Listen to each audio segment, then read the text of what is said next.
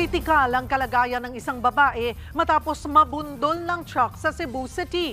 Nangyari yan kahit sa pedestrian lane naman dumaan ang biktima. Naasa frontlining balita si John Arua ng News 5 Visayas Exclusive.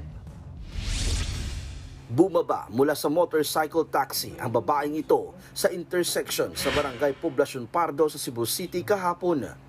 Naglakad siya papunta sa pedestrian lane at tumawid. Pero bago pa man makarating sa gitna ng kalsada, nabangga siya ng truck na may kabilisan ng takbo.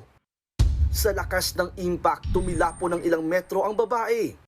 Saktong may napadaang police mobile sa lugar, kaya agad silang nakatawag ng rescuers. Base sa investigasyon, papasok sa trabaho ang biktimang si Jocelyn Bailon ng masagasaan. Ayon sa barangay, accident-prone ang lugar. Hindi rin daw nagminor ang truck driver kahit may pedestrian crossing at intersection doon. So siguro mayroon silang mga study, no, maglagay ng mga traffic lights para mag-stop talaga. Walang dadaan, no? Kasi highway ito eh. Patuloy pang inoobserbahan si Bailon na nasa kritikal na kondisyon.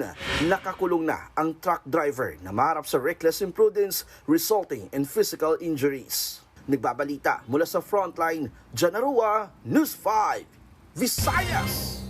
Mga kapatid, Cheryl Cosing po, maging maalam at may pakialam sa mga napapanahong issue at headlines. Mag-follow at mag-subscribe na sa social media pages ng News 5.